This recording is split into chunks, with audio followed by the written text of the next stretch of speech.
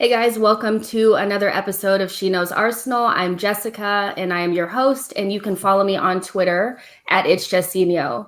Today's episode is going to be a little bit different. We're going to call this a She Knows Arsenal Extra because we're not going to be really reviewing any games. We're going to be actually doing a mid-season review, and I have the pleasure of talking to Elliot Smith on this, particular subject. I think he'd be a great person to have just a light, fun chat about where we are in the season so far. So let's go ahead and get started.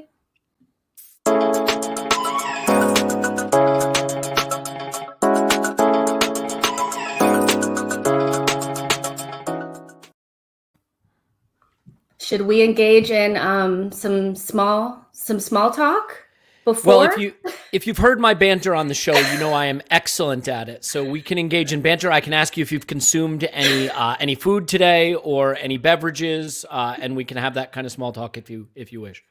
I'm not even gonna lie, I'm really bad at small talk as well. So I have no idea what to say. So we're just gonna jump right in. And for me, the whole goal of this was just to have kind of like put a fun spin on a conversation that might be a little bit difficult to have. It hasn't been the best season so far, but that doesn't mean it can't improve. And, so I wanted to kind of also weave in some of the things that are unique to your podcast onto here. So that's why I wanted you to do a headline. So we'll go ahead and start. So Elliot, what is your headline for the season so far? I think my headline for the season so far is, once you hit bottom, everything looks like you're headed in the right direction.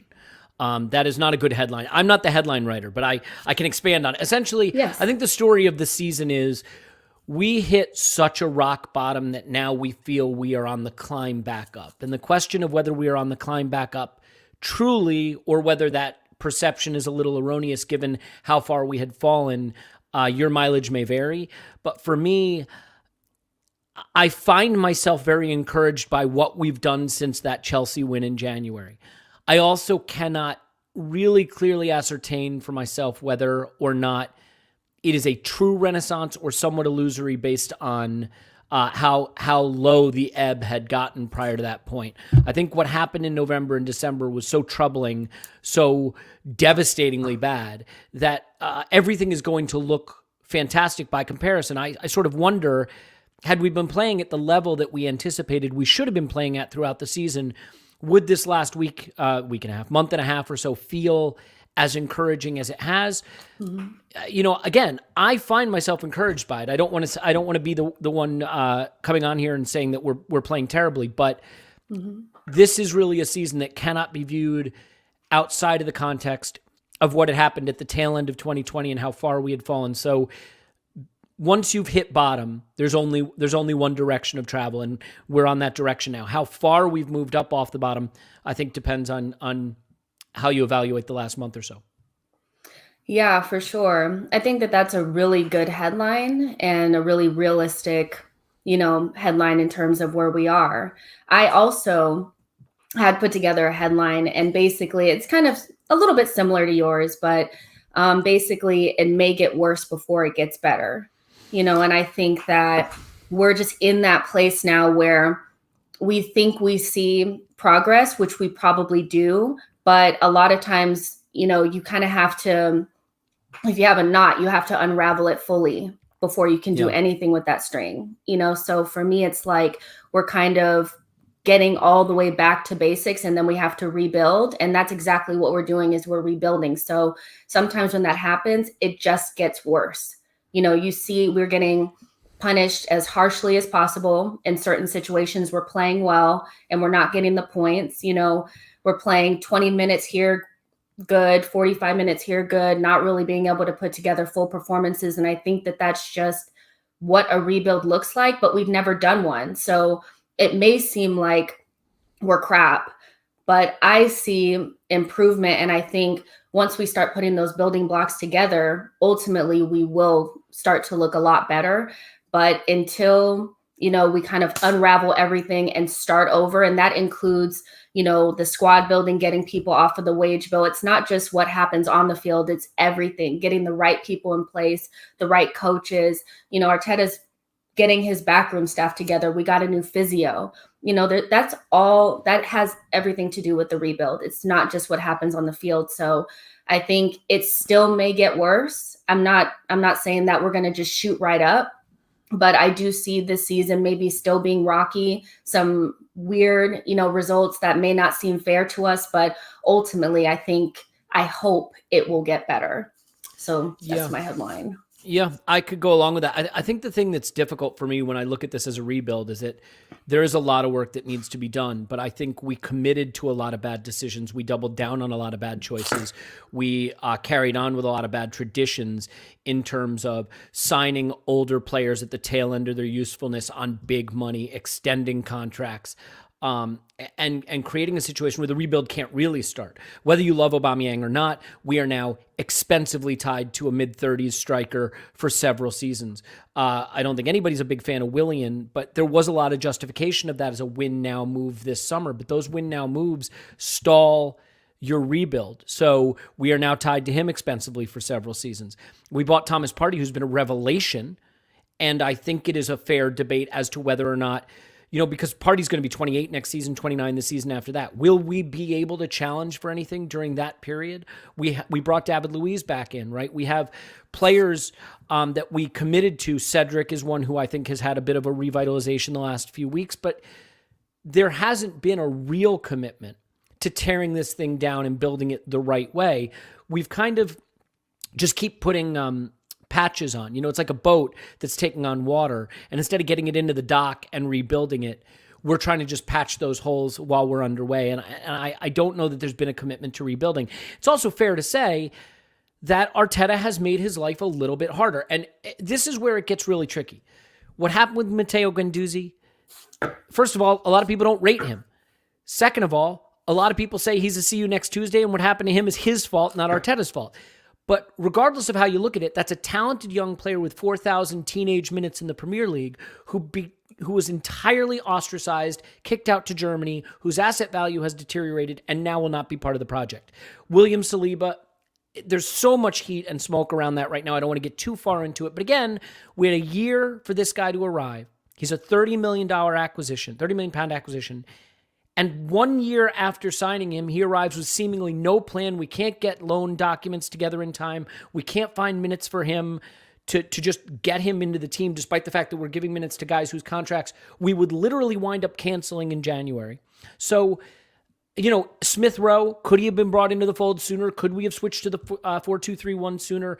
There's a lot of fair questions. If you're going to praise the start of the turnaround post-Chelsea, it is fair to question some of the man management, some of the transfer moves, some of the tactical moves that were made that led to us being at such a low ebb that all of these things had to be sort of forced into action. And I want to be clear, I'm not coming down on one side or the other, but I think that these are fair.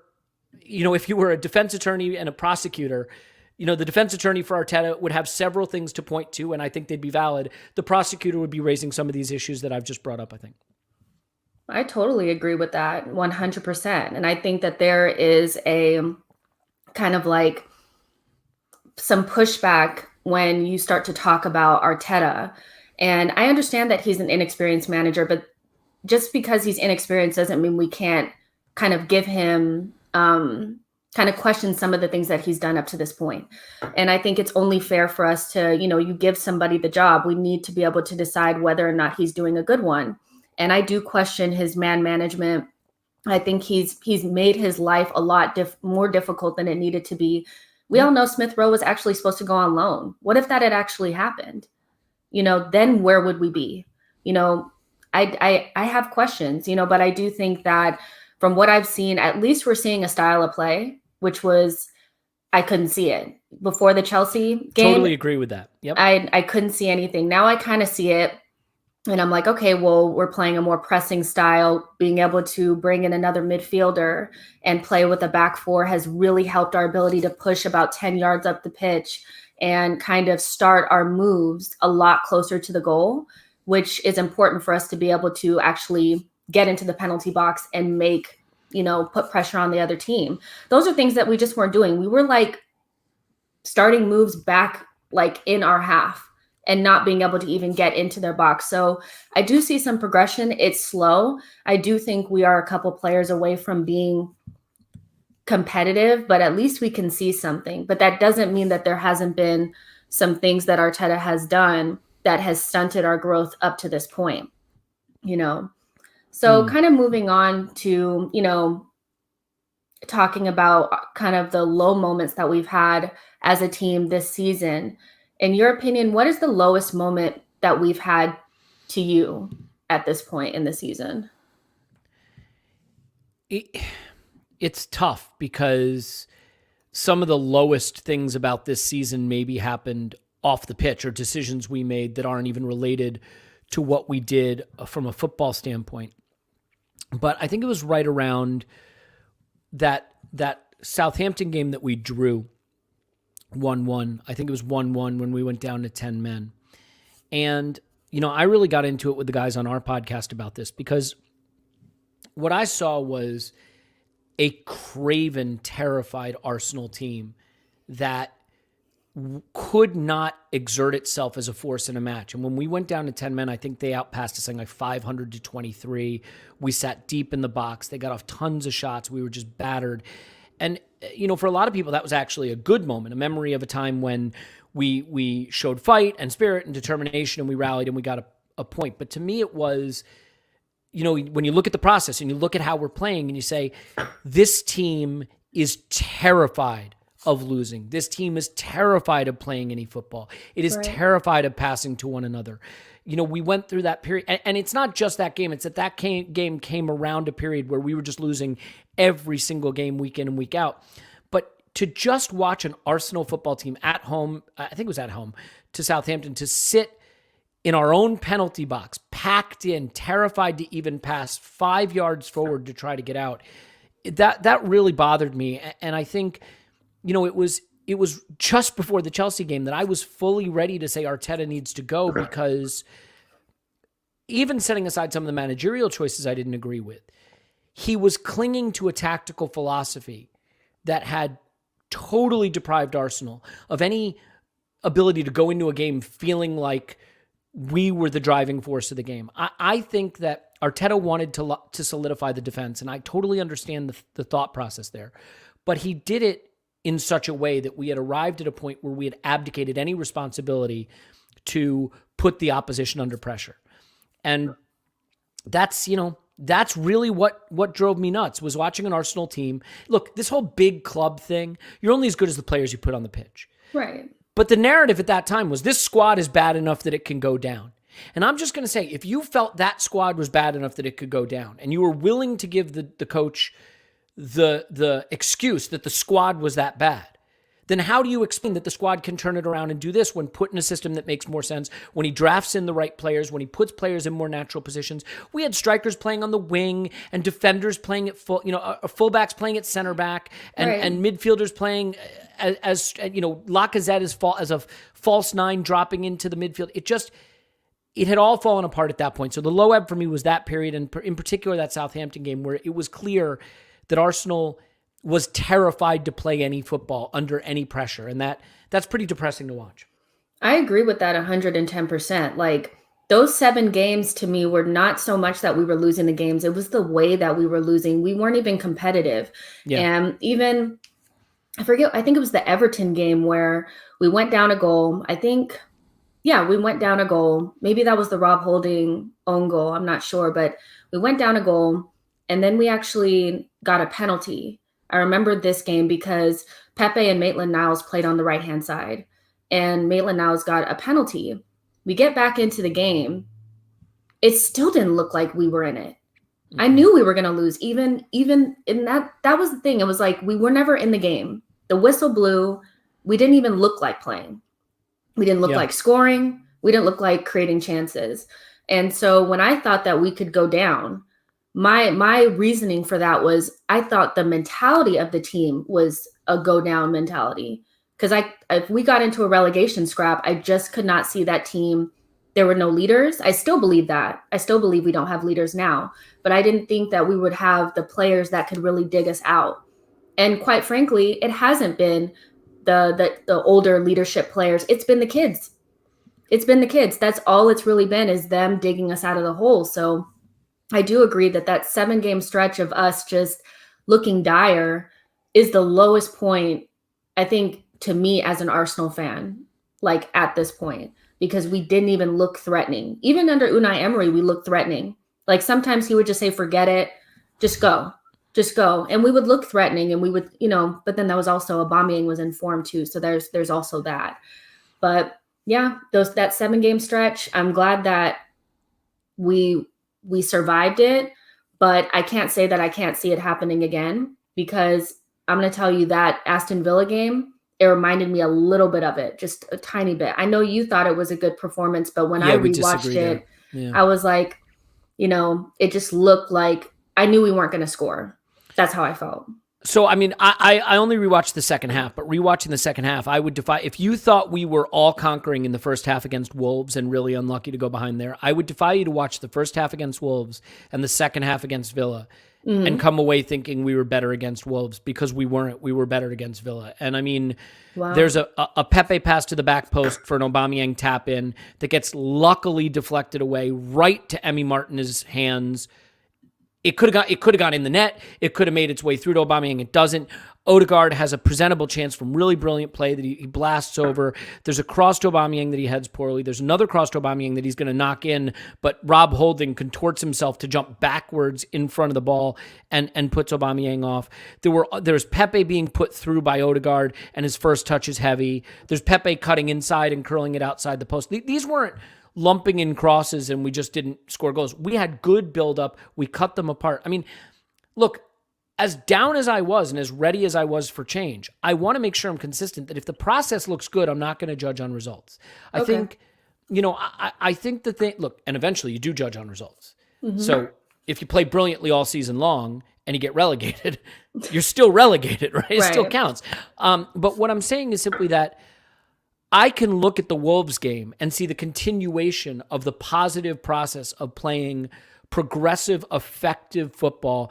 Yes, we need to be more clinical, decisive in the final third. Yeah. And I think that we're going to have to look at Lacazette's role as part of that. But in general, look around the league. It's a weird season and weird things are happening. And VAR has changed the way a lot of this works. And we've been, because football's so low scoring, you go through these periods where the breaks just aren't going your way. The margins. Yeah. I do agree with that. We're not good enough to, the margins are just so fine for a team like us because we're not good enough, and then, like you said, certain factors like VAR and, the pandemic and things like that I think are even affecting the better teams like Liverpool and really evening out the playing field. So a team like us that's really on the fringes, I think, suffers from the margins not going in our direction. So sometimes they'll fall our way and other times they won't. And I think some of these cliches about Arsenal don't lose to Wolves. And, I was listening to the Tuesday Club and I love that podcast, but, Alan was talking about it's Wolves, it's Villa. We don't lose home and away to Wolves. We have to set aside some of the old cliches about who these clubs are, because there's so much money in the Premier League. There's good, talented, quality players and good quality coaches up and down the Premier League now, playing expansive, high-quality football with talented players. 15 years ago, a Jack Grealish doesn't stay at Villa for this season. They don't recruit a player of Ollie Watkins' quality. They don't have Tyrone Mings anymore. They don't have some of the talented players that are there. Wolves would have lost a Pedro Neto. They wouldn't have a Adama Traore. They wouldn't have some of the players that Moutinho is probably not as good as that goal, but you get my point. It's that these aren't Wolves and Villa of the 1990s, of the early 2000s. These are Wolves and Villa of a modern Premier League that's awash with money, and these clubs have talent up and down the league. And so we are not good enough, nor is the league weak enough, where we can lose the fine margins and have the game go for us. And I think that's been the case the last couple of weeks. I agree. So I did want to move on to, a little bit more positive. What has been your highest moment for this season so far? Highest moment. I mean, the Chelsea win might be the highest moment because it came. I mean, I was prepared to lose that game heavily and basically say, like, when is enough with Arteta? And it was such an unexpected win, but think of how it came. It came in a different formation with a selection that was surprising. You know, I'll raise my hand and say it. When he put Smith Rowe in to start that game, I criticized it in the moment. Really? I was like, oh, great. So you've run out of ideas. Now you're going to throw this 20-year-old who you've never handed a Premier League start to into the starting lineup against Chelsea of all teams and throw him to the Wolves because you haven't been able to. It felt to me like a very unfair debut for Smith Rowe. I was wrong. He was great. The game was great. Martinelli comes back. He gives us a spark. There were so many reasons to be excited. Smith Rowe making us look different. The 4-2-3-1 giving us this expansive quality. The return of Martinelli, who admittedly that's been more stop-start than we hoped, but he injected this real enthusiasm. And so for the first time after that game, it wasn't just, hey, we snuck a result in a wasted season. It was something has changed here. And will it stick? And then over the next few games, obviously it did stick. But so for me, that moment right now, everything in our season pivots around the fulcrum of that game, not just in terms of the results, but more importantly, in terms of Arteta doing things differently from how he'd been doing them previously. I agree. I can't disagree with that at all. I think the highest point was the game that actually showed us that we have something, so I agree with that. So I have to get on you just a little bit because when I listened to the podcast, probably you were not that, I mean, analytics wise, data wise, you were not impressed by the Thomas Partey transfer. And me being Thomas Partey FC, that was very hurtful to me. Very, very hurtful. You were not alone. I was very hurt. That was not a popular episode, to say the least. I was not a popular figure after that episode, no. So just kind of seeing, the change that Thomas Partey has been able to make in our team in the few games that he's actually been able to play. And Gabriel being our, player of the month, I think like 3 months in a row, when he first got here. For you, who's been the best transfer of the season so far? Or is it Willian? Is it Willian? or is it not Willian? So it's hard because the best player at the club is Thomas Partey. And I want to say this. This is as full-throated an apology as I can make.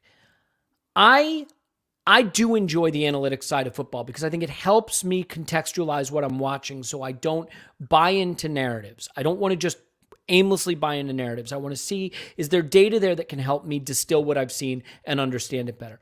And the analytics community has been a help for me in understanding the game and being able to suppress my urges towards the more emotional takes that I might give into. They were somewhat down on Thomas Partey. Now, to be fair, 2 seasons ago, Thomas Partey was looking world-class. Last season, he had a down season by his standards. I got roped into that and sort of thought, do we want to spend £50 million on a 27-year-old in the middle of a rebuilding project who is a central midfielder who, in my view, he wasn't going to add the goals we were missing. He wasn't a destroyer. He's not a destroyer. Defensively, he's not going to just shut down them. So I thought, can he make the impact to move the needle for us at a big price later, moving into his prime? Or is this a mistake? Here's what I want to say.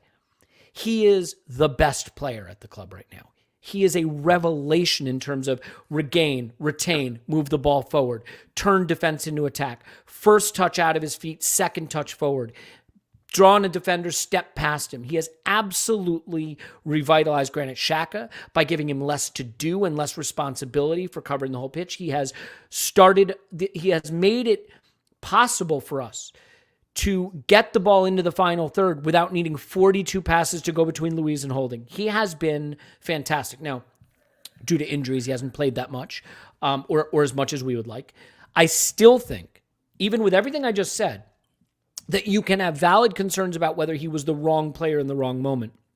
And if your only goal is to sign great players, mission accomplished, he's a great player.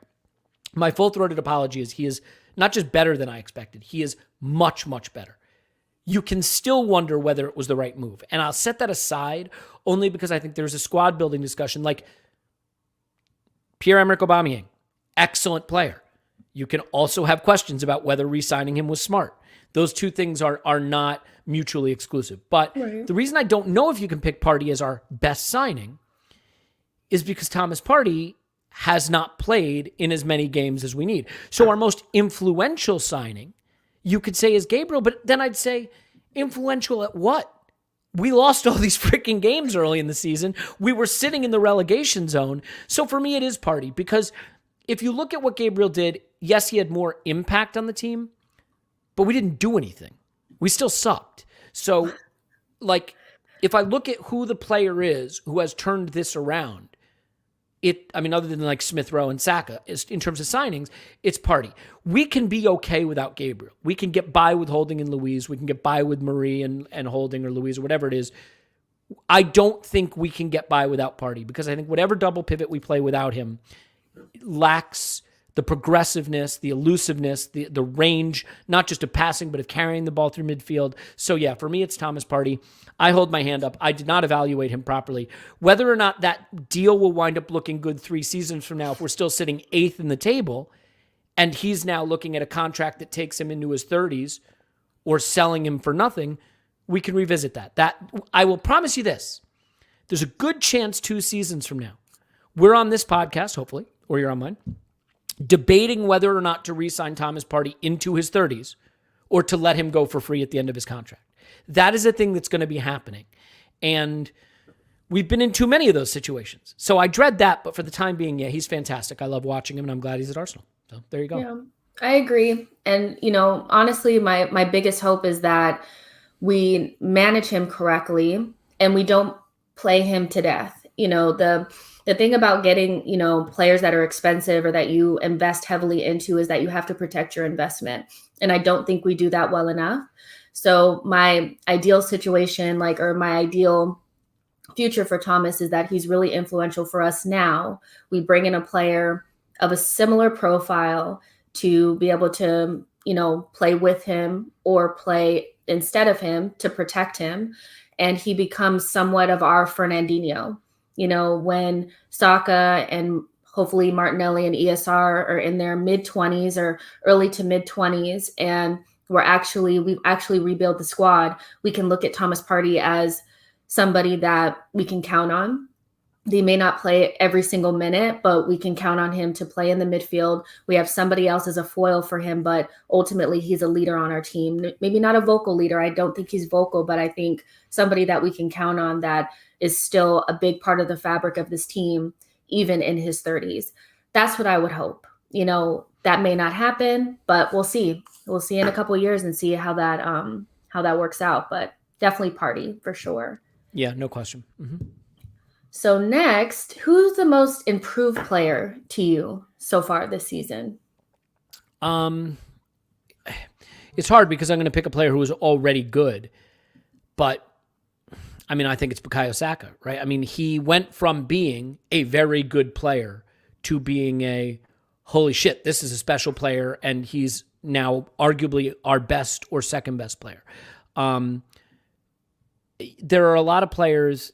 I think Pepe is having a moment, and maybe he will improve. The thing that sucks with Pepe is he was improving. He was about to break out at the tail end of last season. And we crushed that with the Willian signing and his subsequent sort of unclear squad role. And he went through some things, and now he is having another bit of a renaissance, which is great. But yeah, it's Saka. And I think, I have to admit, when we decided to put Saka on the right, I guess, was that the Chelsea game when we first made that move? I think. Yeah, I didn't understand it. He's a left-sided forward. That's where he should play. And sure enough, he's looked fantastic on the right. But I think more than where he's playing, I think what it is, he's just that special. When he moved to left back against Villa, he was still influential. He was still great. Still great. He is a player who's so good that you're going to see his talent explode off the screen wherever he's playing. But for me right now, I expected that Martinelli and Saka were both going to absolutely make it. But if you asked me 6 months ago, I would have said Martinelli's the superstar and Saka's just going to be really good. And now, I still think Martinelli could be a superstar, but Bukayo Saka is nailed on to be at the absolute top of the game for me, and I couldn't be more happy. And what's impressive is how quickly he's added that end product and that confidence in the final third to just take the shot when it's there. I think the danger is just going to be, when you're that good, you have to play all the time. But he is 20, and the danger of overplaying him, over relying on him is going to be hard for Arteta to ever leave him out of a matchday squad. So I just hope that we manage his career effectively, because right now I don't see how he can play without him. Exactly, 100%. I think Saka has, for a young player, he has an elite mentality. And one thing that he did say is that he's been really working on his end product, and not only just his end product, but his right foot. The first time that we saw him play on the right-hand side was against Wolves last season when we beat them 2-0, and he did score a goal, but you could tell when he was taking players on, he was a little bit off, because he had to figure out how to cut in onto his left hand, on his left foot and all that kind of stuff. But you can see that he's really, really worked on that. And for him to have been able to work on his right foot, get the end product, up his game, play the amount of minutes that he's playing, he has an elite mentality. Like, he's a very special kid, and he's putting himself in such a good position to make it into the Euros. Like, I really don't think that even the England national team can afford not to have a player of his caliber and his flexibility. We're so lucky to have him. And like you said, I hope that we're able to manage his career properly, because we've had special young players before and they just don't make it because of injuries or whatever has it. So I think we are so lucky to have Saka, and I can't wait to see what he does from now until the end of the season. I think he's going to be amazing. So now let's get a little negative now. Most disappointing player. I mean, so the most disappointing player, it's weird. Can you be disappointed in a player you didn't want and were dreading coming to the club? Because that was where I was with Willian. But no matter how mad I was about the move, I don't think it would have been possible for me to anticipate him being as worthless as he has been. So, yeah, I mean, it's dreadful. I can't get past it. I don't think there's a player that could be more disappointing. I mean, the only other guy that comes to mind would be Aubameyang, and it's not because I think he's been so terrible, but we just re-signed him with the expectation that he is the guy who's going to deliver golden boot caliber performances for the next couple of seasons, and he's been far short of that. But I think that's been a team issue, whereas with Willian, I just think he stinks. So yeah, it's Willian. Yeah. I mean, let's not overthink it. It's Willian. It just is for sure. I mean, those are the two choices, really, is Aubameyang and Willian. But I think we've really messed up with Willian. I really, really do. I don't get it. Whoever sanctioned that, I think. I mean, what were you thinking? We could have told you that it wasn't a good idea, but he's been so bad, and to be such a good player last season for Chelsea, and for him to come in and stink the way he is, it's just unfortunate. At this point, I'm hoping that we have a contingency plan for this, and we're trying to figure out a way to move him on, because I just don't see the point in continuing on with him. I really, really don't. He doesn't seem like he wants to be at Arsenal. That may just be me projecting, but that's what it looks like to me. He doesn't seem engaged. He's horrific. That's, and the words, it's like when you use words like useless and horrific and stuff like that, it seems harsh, but that's really what it's been. It's been horrible watching him. So he's definitely been the most disappointing. So I think the only thing I would add to that is just that, like, maybe for me, there's a little shout for Ceballos, only because he finished last season so strong. And we made a point of extending that loan, I think, entirely on the basis of Project Restart. I think it is fair to say he was our best player during Project Restart. I know memories are short, but if you think back, he was dynamic. Epic. He was effective. He carried us. And I mean, a big part of why we made it to the FA Cup final. And I just think, and won the FA Cup for that matter. And I think had he been playing at this kind of level, the level he dropped back to this season, we may not have continued the loan. And then also we may have looked to other solutions in midfield in the summer as a result of that. We may have been more urgent about that. I mean, again, Willian is the obvious answer and Aubameyang is the obvious answer, but Ceballos not being able to continue the form he showed. Because if you had a Ceballos playing the way he did in Project Restart next to Thomas Partey, as good as Shaq has been, and with all due respect, that's a real game changer, but we just haven't seen that Ceballos since then. Yeah, for sure. And I think that maybe it's just difficult to be a lone player when you don't really know your future and you want to be back at Real Madrid, but the coach just doesn't rate you. Yeah. But you're also in a situation where you're not really first choice. Like at the beginning of the season, El Neni was starting games.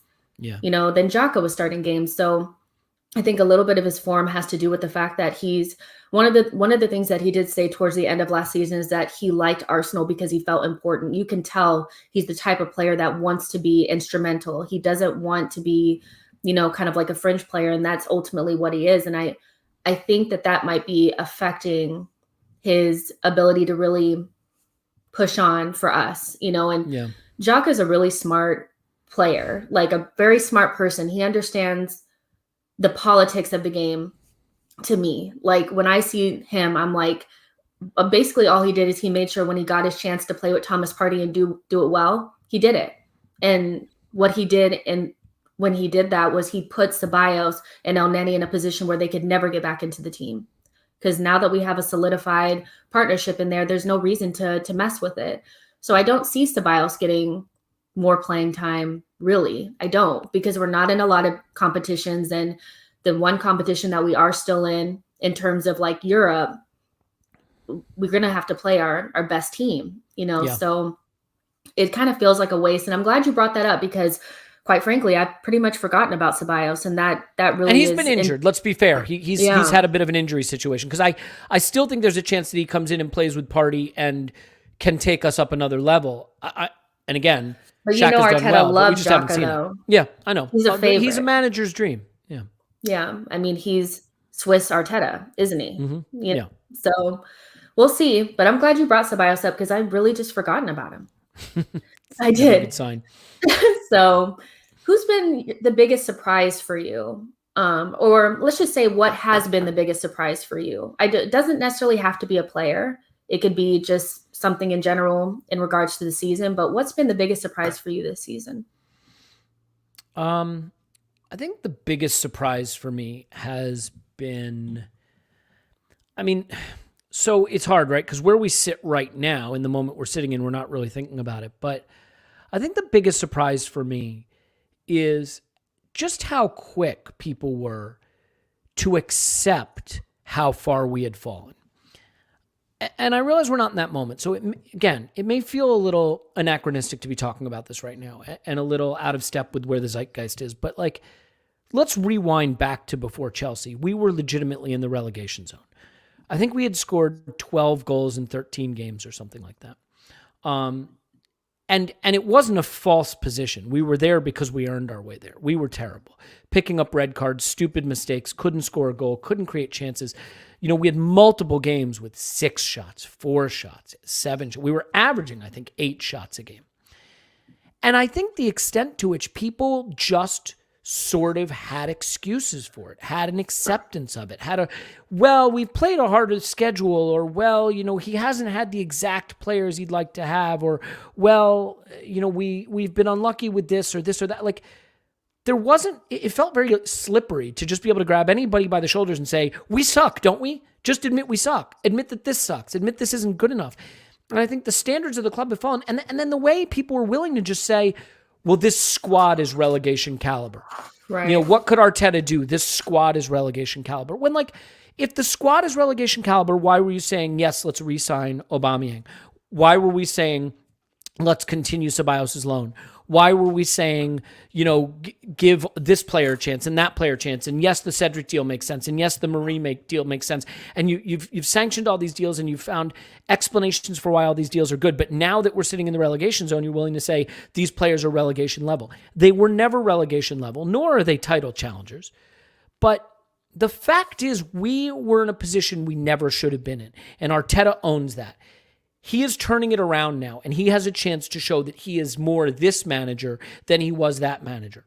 But I think it is unfair to just let Arteta skate on that first year, finishing 8th in half a season, being in the relegation zone after nearly half a season with 12 goals scored in 13 games, knocked out of the Europa League by Olympiacos after winning the first leg at home. I mean, we forget that because COVID came in like a hurricane right after that, but that was a low moment of our season last season. And the FA Cup was a high, and that is a huge credit to his since he's taken over. Where we are right now is not good enough. Everybody agrees.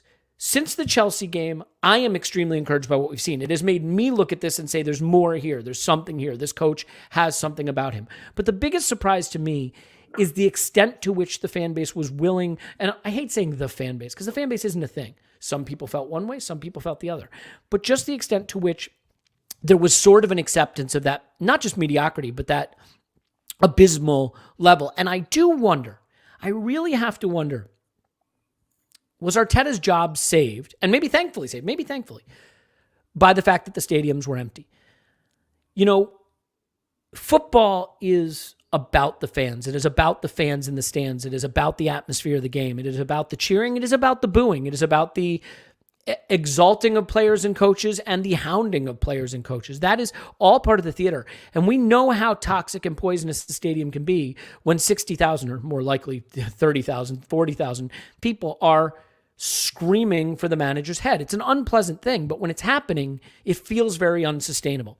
And I do wonder, after the red card and loss to Burnley, after the red card and draw to Southampton, after that run of 7 consecutive losses in the league, what would that atmosphere have been like? And would that have made it an untenable situation? So maybe we're fortunate because Arteta has turned it around and things look really, I think, better now. But I am very surprised that moment was not embraced as universally for how low it was. And you know what? Maybe that's because more people have a sense of perspective than I do. But yeah, I think in general as fans, we have come to sort of just accept our station pretty quickly as opposed to expecting better. Yeah, I agree. And you guys, I see that there's questions. Hold your questions to the end. We'll get to them. And I don't see a lot of likes there, so I'm not sure what that's all about, but smash the likes. You guys know that's not fair. You guys are watching, but you're not liking. And I have a question for you about that. Because I used to be an attorney. And I think if you tell people to smash the like button, you are exposing yourself to some liability if someone breaks their phone or their computer. Because why would you smash it? These phones are you can just tap it. You don't have to smash it at all. Just okay, you guys. I want to change the culture. Gently, intentionally tap the like button. It will work. You don't need to smash it. Your device is expensive. Do not smash the like button. Okay, you guys, just lightly tap the like button. Okay, and make sure you guys hold your questions. We're going to get to them. But, for me, I think the biggest surprise, I agree with everything that you said, but I think for me, like what has been the most shocking for me, or the biggest surprise is how quickly we've fallen behind teams that we never thought about before. Looking at West Ham, looking at Aston Villa, Everton, they're able to improve their squad, just good recruitment, a couple of players in, and they're blowing right past us. And we have Aubameyang, Lacazette, Willian, players with clout. It's really, that has been a big shock to me that we're unable to compete, and that scares me going into the summer window if we do not get into European competition, which it looks likely that we may not. Are we going to be competing for players with those types of clubs? We've never had to compete with them before, and in a rebuild where we don't really have the money, to be putting everybody on big contracts, we're not going to be able to just pay players to come and play for us. And we really shouldn't at this point, based on our history with other players that we've just basically paid to stay, So I think for me, the biggest surprise is how quickly, how our slide or whatever to mediocrity it's been so swift. We went from under Unai Emery finishing 5th, 1 point off of 4th, to 8th, thinking that we could have done better, to sitting in the relegation zone, or near the relegation zone. And teams like Everton and, like I said, Aston Villa and teams like this. I mean, don't get it twisted. Even Leeds, they have a very ambitious owner. They will re-up. Yep. All of these teams are going to re-up in the summer. They're not in the same position as us, so I worry about that. I think that's been the biggest surprise for me, Yeah, and I just think that football moves very, very fast, and standing still is the same as sliding back. I think,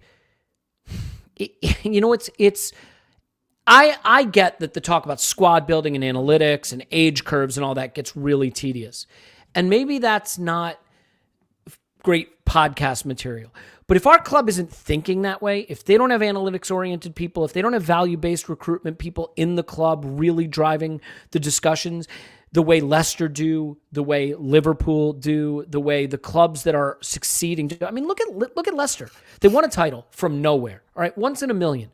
They weren't afraid to sack the manager who got there. They sold Mahrez. They sold Drinkwater. They sold Conte. They sold Maguire. They sold, the Maguire sale is hilarious. They sold Chilwell. They sold that whole team. You could forgive Leicester if after sacking their title-winning manager and selling off their title-winning squad, they went back to relegation fights and relegation and being a championship team. That's not what they did. They rebuilt the facilities around the club. They did really intelligent recruitment. They dropped down briefly and bounced back up. And now we don't bat an eye when we think of Leicester as a team around a top four battle, one of those clubs that can be battling it out there. And that's a credit to the way they've recruited. It's no magic. They haven't spent their way there. They sold well. They reinvested intelligently. Even Liverpool this summer, right? I think they made some mistakes. They kind of doubled down on some of their players, but Diogo Jota, right? Looked like one of the best players in the league before getting injured. He didn't cost 80 million. He cost them, 34 million, something like that. Yeah. A guy that analytics identified that looked like a promising young player right in that early prime range, brought him in, immediately hit the ground running. So, we all want stars. We all want big name players. We all want to see, the best players playing at Arsenal. But if we don't start investing in the right age ranges, the right players in terms of their value, we won't have anything to rebuild with. Swiss Ramble, who's an accountant who does a lot of interesting threads on Twitter about football finances, did one recently that I encourage everybody to check out. It's not complicated. It's a chart of all the players we bought since 2010 and what we sold them for. And I can just give you the TLDR on this. Almost all the numbers on the chart are zero. We lost so much value for zero. And when you look at Liverpool's going from where we basically are now to winning the CL and winning the Premier League, they did it by selling Coutinho, by selling Suarez, by selling Sterling, right? They invested the fees that they recouped from those players, and they invested intelligently. So this has turned into a rant, but I just think we have to demand that kind of intelligence from our club. And do I like Edu? I'll hold my hand up and say, I don't know what to make of him. I was dismayed that we made Arteta manager instead of keeping him coach, because I still think Arteta, the coach, has some really interesting ideas that could be a key to unlocking us. I'll give him that credit. But does Arteta, the first-time coach, also need the burden and the responsibility of being in charge of contracts and recruitment and all of those things, along with a first-time directory of football in Edu? To me, that just feels like putting too much faith in a very inexperienced group to have to go battle it out in the market with these very experienced clubs that have been doing things right for several seasons now. Yeah. Sick of me yet? I'm done. No, I love it. I love it. That's why they're here, Elliot. They're here for the rants. You have to understand. You're good at it. And so that the old man can tell them to be nice to their phones and not smash the like button. True. So, yeah, I mean, I completely agree with that. And, I think the jury is still out for Edu. I know that I don't want to say that it's easy to cancel contracts because I'm not there. So I'm not going to minimize the work that he's done. He was able to get us out of bad situations in this January transfer window. So I'm happy with that. But he's yet to really sell players to me. That's what I really want to see, is if he can recoup money for some of the players that we're not going to have long term, or like Eddie. Are we going to be able to get something from Lacazette?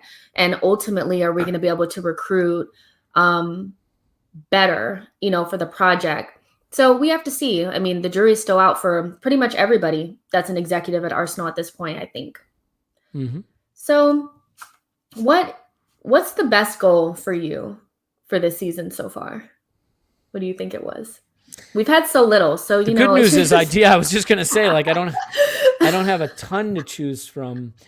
Oh, that is really tough because the pod we do, Tim has the encyclopedic memory, and I forget what I had for breakfast this morning. So I'm not a moments driven thinker. I'm trying to think what was a really good goal. While you think, I have one. Yeah, okay, yeah, please tell me. Yeah.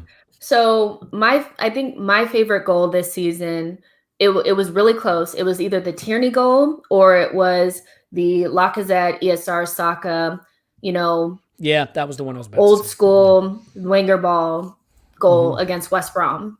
That's when I Mhm. realized, I was like, we might have something decent here that is watchable. Yeah. So that's my favorite goal so far. What about you? Yeah, I was just gonna say that one. So now I I'm mean, st- it might have been the best one. It's okay. You don't have to say a different one. It's fine. I'm trying to think.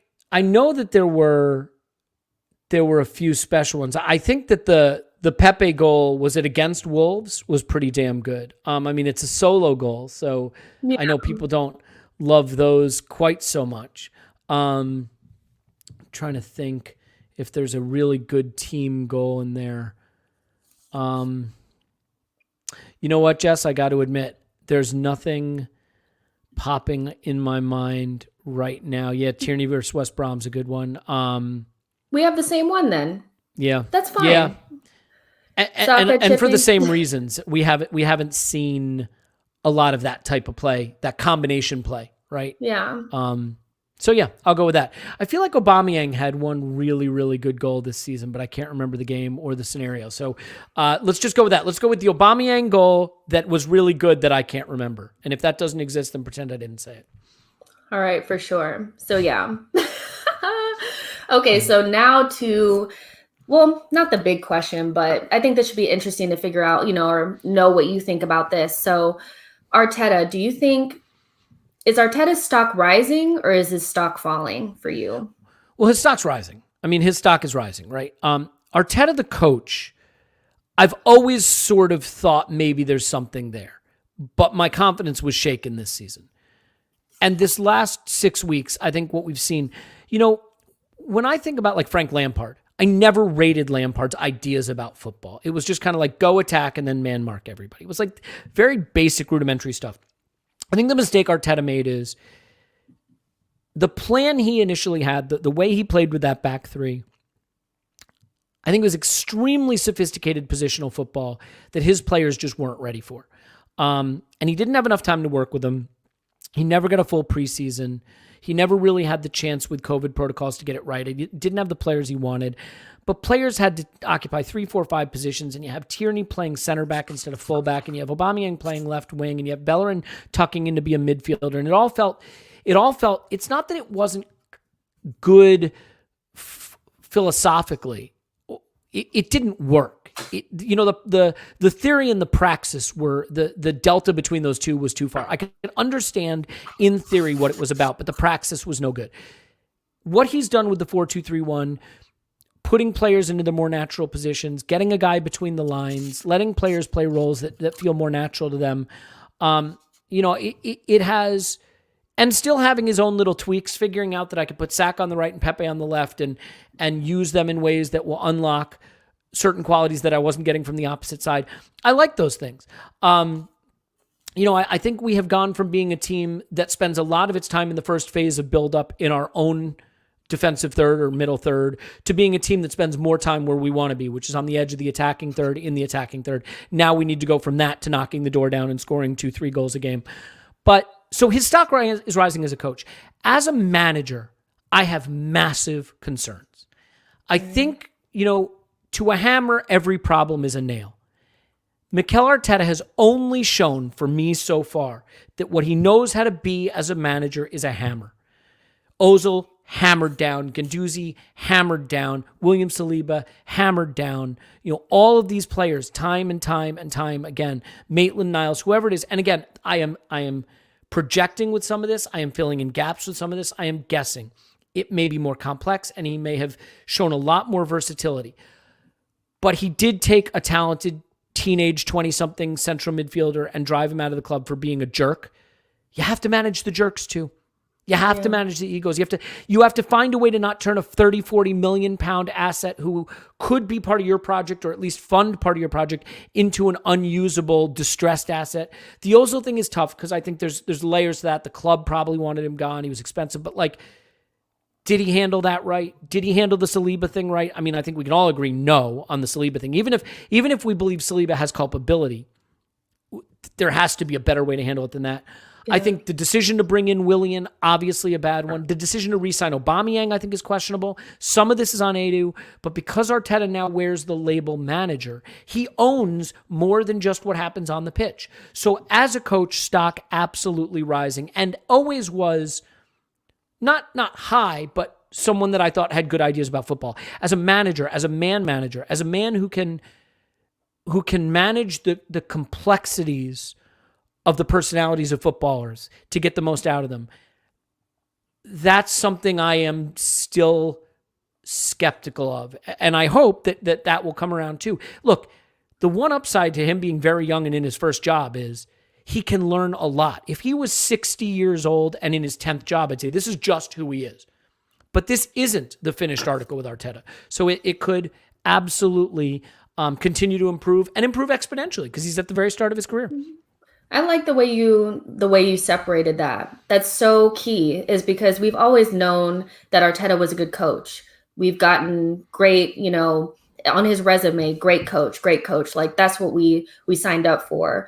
So yes, as a coach, as somebody that's able to get a team onto the training ground and implement ideas and layer in different things, we're seeing that. We layered in the defending. He layered in the passages of play. He's layering in things that I don't think people are really giving him enough credit for.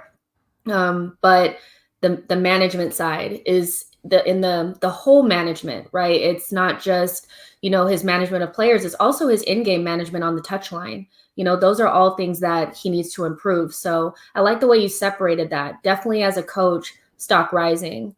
Probably for me, as a manager, stock falling based on everything. And like you said, he's really harsh. We know he's an authoritarian. And although we don't know everything that's happened behind the scenes, I just can't get over the results of everything that's kind of happened. Like even Arteta going overboard, in my opinion, on whoever was the mole or the rat or whatever. He was spending a lot of time on that. If you're a coach, you're not spending any time on that. But as a manager, he's taking on other things that, and maybe that he would be excelling more as a coach, more than what he is now, if he was just focusing on that. So that's a really good point. Thank you for bringing that up. And I'm glad you brought up the subs and in-game management too, because I think the subs is still potentially a stock falling. I don't know if he's great at that. I think we owe him a little stock rising as a coach in game, in the sense that look at Arsenal, where we score our goals, where we improve. When the drinks breaks existed, we were always really good out of the drinks breaks. And we have, I think, the highest percentage of goals scored this season in the first 15 minutes after halftime of any team in the league, which suggests that when he gets the players in and gets to work with them and point out what's not working and fiddle around, he gets a result out of them. So that suggests someone who sees the pitch really well and understands the tweaks that need to be made. Ironically, I don't think that's necessarily the case with the substitutions, but I think that's a credit to him that we've looked better in periods where he's had a chance to talk to the players, instruct them, and send them back out. I love it. Perfect. You guys, we're going to get into the question section soon. So if you guys want to go ahead and put your questions in, you can do that now. Make sure you make it obvious that it's a question. Put a Q before it. Don't spam the chat or else I won't read your question. But we're going to do some questions. But I have two questions. Well, actually, I'm going to do one question for Elliot that I'm really interested to see what you say about this, because I don't think anybody's asked you this yet. I hope not. So for you, nervous. Which loanee is most likely for you to come back and succeed at Arsenal? You have Saliba, Guendouzi, Torreira, Maitland-Niles now, Mavropanos, who's Mavropanos, and Willock. We haven't really seen much from Maitland-Niles and Willock yet in their respective loan spells, but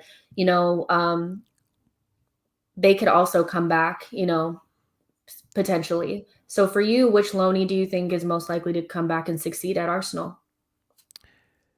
So there's only really two choices here for me, and it's Guendouzi or Saliba, because they're the only players I rate highly enough to be successful at the level that Arsenal want to be.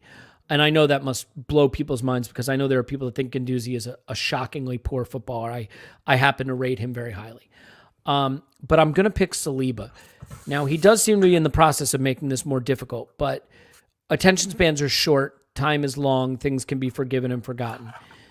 He is a teenage center back with the physique to be a star and extremely highly rated in his country. He has shown that he can play at the League on level very effectively.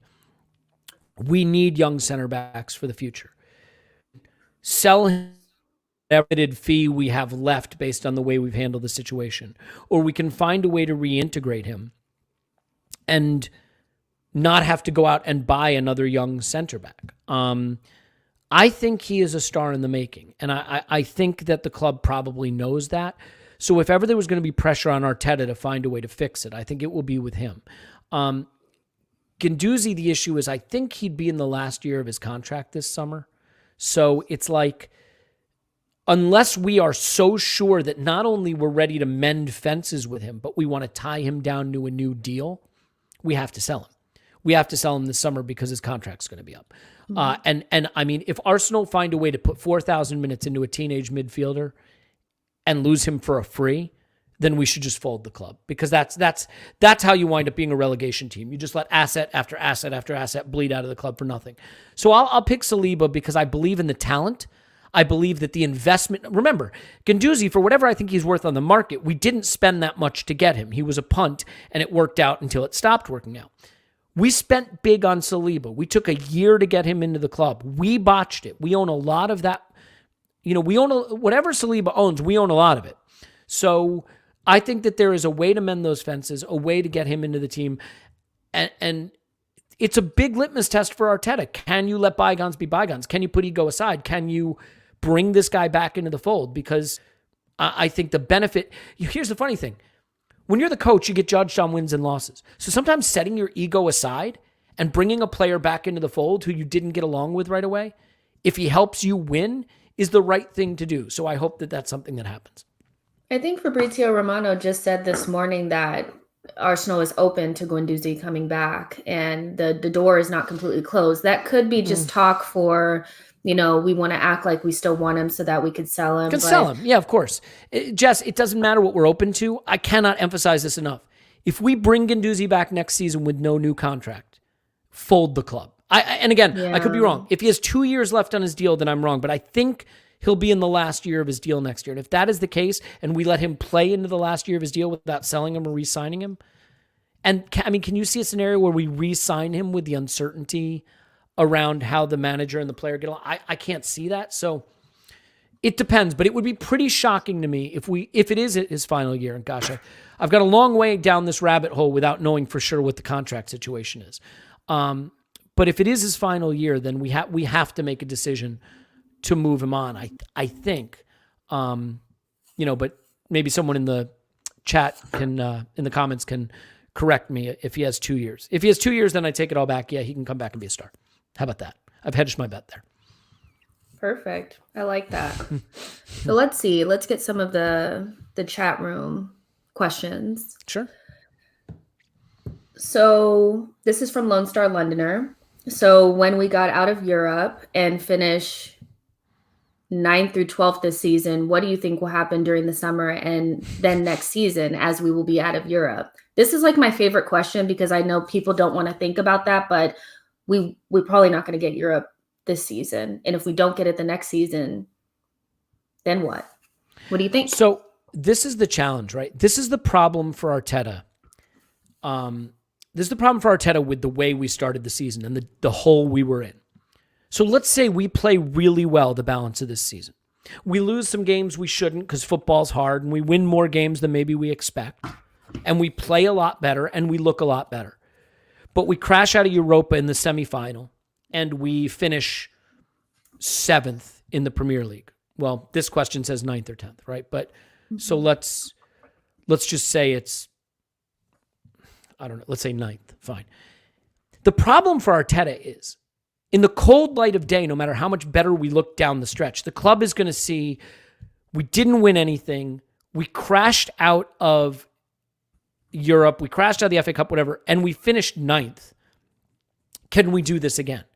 So I think the problem for Arteta with how bad we started the season is what he needs to do in the second half of the season to make the end of season inquiry tolerable is almost unattainable. Rex, think about it, Jess. What he would need to do at this point is get us to 6th or better or win the Europa League.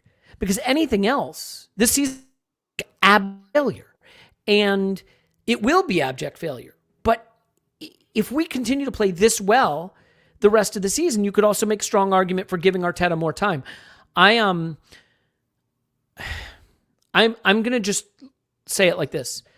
If we continue to play the way we've been playing the last few weeks, let the results fall where they may. I'm fine with Arteta getting whatever time he needs this summer. You know, I hope we will bring people in behind the scenes to help him with the recruitment. But yeah, I mean, what do you do if you're the club and we're 9th with no trophies? How do you give that guy another season? When you didn't give Emery a chance, you know, and Emery didn't deserve a chance, by the way. But so the one thing about Arsenal is I don't even know who's at the club who would know enough to make these choices or be involved enough to make these decisions. That's what scares me. If I trusted the people above Arteta and I said those are smart, sharp people, whatever they decided, I'd trust that it was the right thing. I don't have that right now, you know? Yeah, I agree. So this was a really good question from Enrico. Why do you think Arsenal haven't dipped into the championship market? I look at examples of Eze and Watkins and how they've done, and I feel like we're definitely missing a trick. Yeah, I think it's a great question. I mean, I certainly think you could say that there is a patina around players that come from like Liga or the Bundesliga or, you know, some of the that you don't see. There's a veneer of quality around those players that you don't necessarily see from players in the championship. But I certainly think that the level in the championship is as good as Ligue 1 for the most part, or better in some instances. And it's a little more analogous to the kind of physicality and pace of the Premier League. I don't know. I don't know the answer. Like Buendia to me is a player that should be in the Premier League. And I know we were interested. And maybe we'll go back for him in the summer. I mean, we talked about this at the time. For Norwich with a promotion campaign going on, any money they would get for Buendia would be offset by, you know, losing the chance to get back into the Premier League. So yeah, I think the championship is a good place to look for talent. And I think it's an area that you can exploit in terms of transfer fees. So I think it is a place we should look. This is also where, though, I think you need these really intelligent, value-based analytics driven people, right? Like people who have a database that says this £50 million player at Lille profiles a lot like £18 million player in the championship, and he looks more Premier League ready, and you can start to make decisions that way. So yeah, I think we have missed a trick by not recruiting from the championship. Yeah, for sure. Especially when we're going into, you know, kind of like some uncertainty. I'm not thinking that if we have smart recruitment, if we have a smart recruitment team, I'm not worried about us being able to recruit in the summer, because you would be able to find hidden gems and, you know, be able to look in, you know, untapped markets and stuff like that. But my issue is that we've yet to do that. So I'm not really confident that we would go into the championship. You know, we're going to need a striker. You know, I think that's starting to become more and more apparent as the days go by, that Lacazette and Aubameyang, both good players, neither of them really fit what we need as a striker. And we're not really sure, you know, how long it's going to take Martinelli to get there. Balogun's not really seem like he's going to stay. So, you know, if you go into the championship and you look at somebody like an Ivan Toney, you know, Brentford has a great recruitment scheme. Yep. Amazing. So, I mean, they've recruited for you. I mean, you missed out on Watkins. This is Watkins' replacement. Ivan Toney would be a great, you know, somebody for us to look for as a center forward. But Arsenal fans probably would scoff at it because it's like, oh, Brentford. But look at, you know, Matty Cash. He came from the championship. Ollie Watkins, championship. Eze. It's not a big deal as long as they fit. the player profile, and they have a ceiling that they can get to. And with a coach like Arteta, I think it'd be perfect to go into untapped markets because he's such a good coach. We have to give him some credit for Saka. He didn't just become better overnight. Arteta had a hand in that. Pepe as well. I believe Arteta had a hand in that as well. So I would love to see us go into the championship, especially this summer, and I want to correct you for a second because you said you would love to see us go into the championship. And given where we've been at times this season, because I want to say you heard it here first. Jess wants to see us get relegated, thinks it will help build the caliber of our club. So there.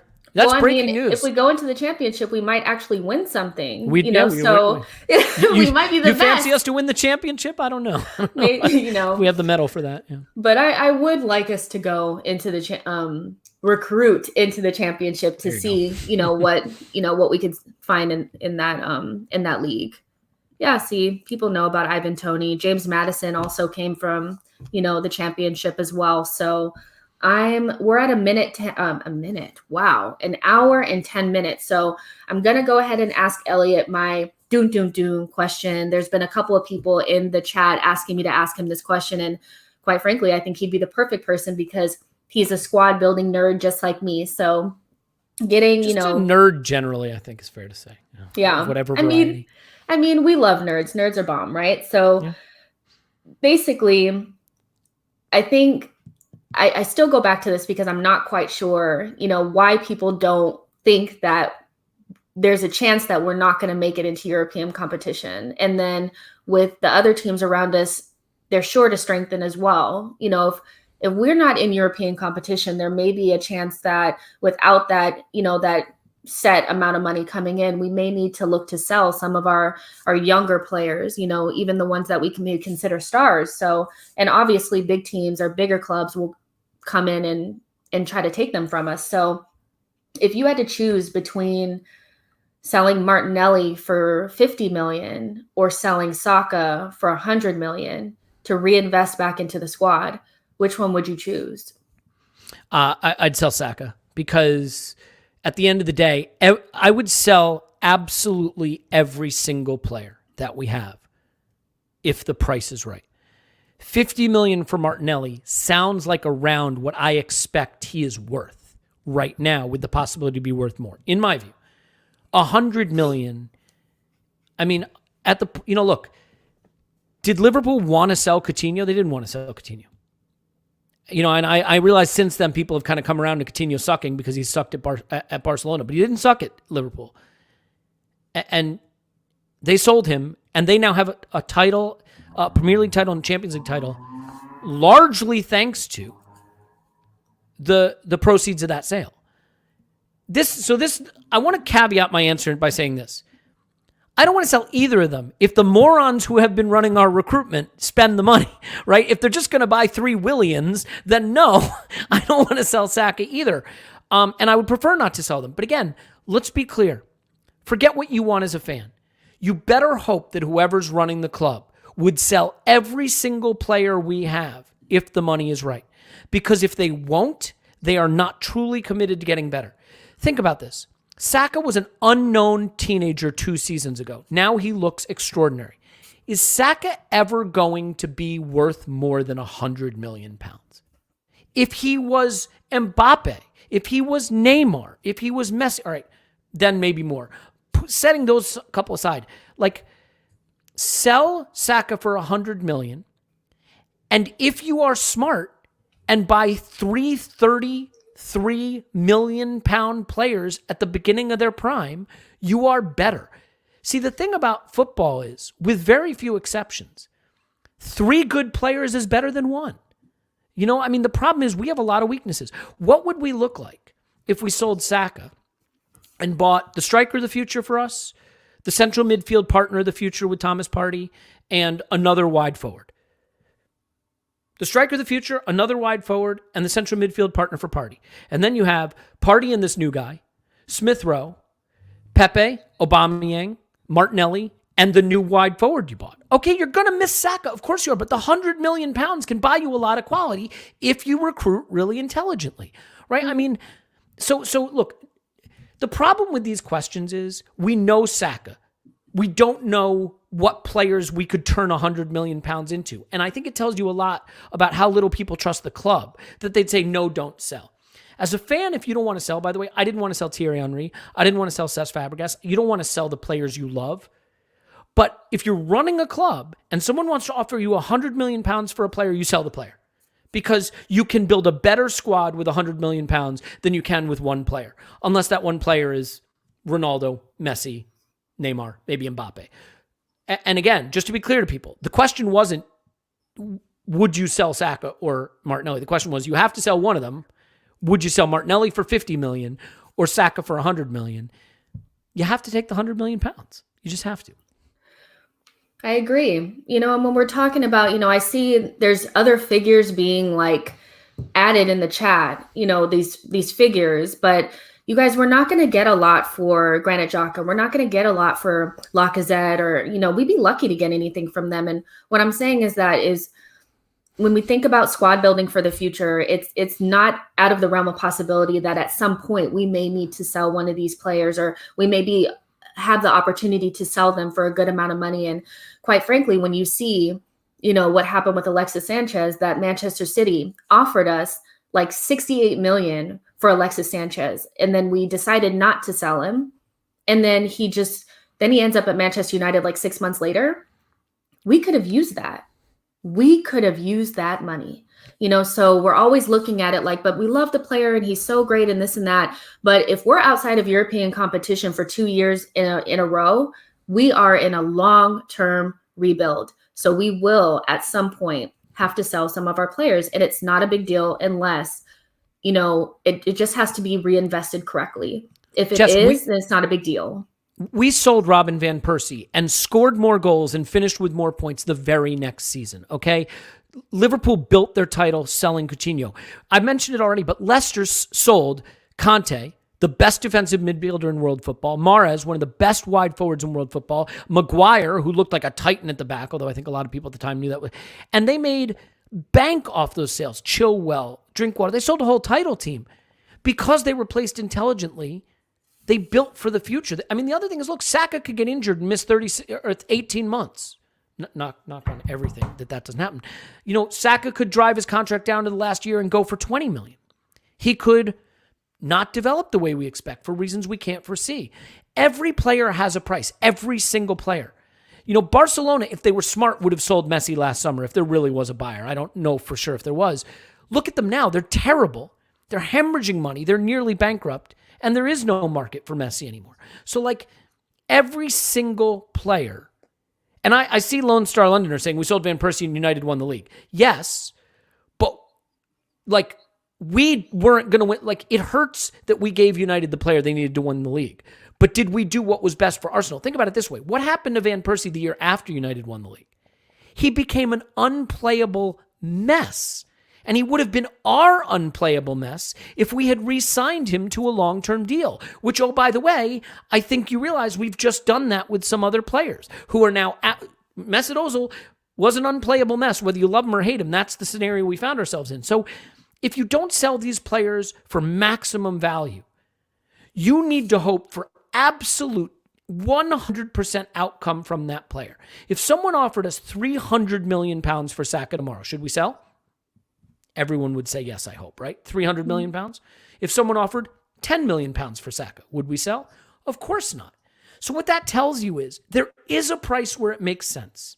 And clubs that aren't willing to sell their players at the prices that make sense go backwards. The irony, just if you think about it, when we were staying top four in the CL every year, making it out of Champions League groups, it wasn't because we weren't buying. It wasn't because of how we were buying. It's because we were selling effectively.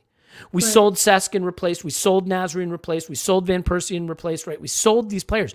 The reason we're so bad now is we lost Ramsey for nothing. We lost Alexis for nothing. We lost Ozil for nothing. Mkhitaryan for nothing. All of these players are ways that you can rebuild a new squad. And I'm over the mountains and through the woods now, I realize. But this is my pet peeve. Because I think as a club, we have been so stupid in the way we operate in the market. And if if we don't start to value our players appropriately, we are just going to get slaughtered and continue to slide down. And this, by the way, I hope we don't sell Saka or Martinelli, obviously. But like, it's when we stopped selling that we started sucking. If you are worried about selling players, just remember, it was when we stopped selling. It was not selling Ozil. It was not selling Ramsey. It was not selling Alexis Sanchez that made us bad. Selling Van Persie did not crater the club. Selling Cesc Fabregas did not crater the club. Selling Thierry Henry did not crater the club. What cratered the club was when we decided we were too big to sell. We had to re-sign. We had to double down and lose these players for nothing. Let's not do that again. Yep. There you have it. He would sell Saka. So you guys, we're at an hour and 20 minutes, which is perfect. So this is a good place to end the show. Elliot, can you let everybody know where they can, go find you now that you said that you want to sell their star boy so that they can go abuse you in the comments? Where can they find you? The best place to abuse me is you can do that at Clive P AFC, Clive P AFC, and I abuse on Twitter at Clive P AFC. I love it. The more personal and the more vicious. No, I am obviously at Yankee Gunner, but block me there. Do not follow me. I'm a terrible follow. I'm a just generally infuriating human being. Podcast, which is you can find it at arsenalvisionpodcast.com. We do have a Patreon where we do 3 to 4 extra episodes every week. We do rewatch videos where we'll rewatch part of the game and analyze it while we watch together. We do scouting videos for players that the club are linked to. But our pods come out usually Monday, Friday, or Monday, Thursday. And we do all the big breaking news. And I assure you, the nonsense I have spewed today is not the usual kind of content that we are known for. So thanks for tolerating me. Okay, no problem. I've enjoyed having you on the podcast so much. And all the information for the Arsenal Vision podcast is in the description. So if you want to know, or you just want to go and become a Patreon right after, or patron, then you can just go into the description and it's right there. And you guys, I'm Jess and I've been your host, and you can follow me on Twitter at It's Jessinho. For those of you that are asking if the podcast if there's an audio version, there is, and it'll be up tomorrow morning on Apple and Spotify. So that's it. Gently tap the like before you leave and subscribe to the channel, and we'll see you guys on the next one. Thanks, Bye, everyone. everyone. Bye.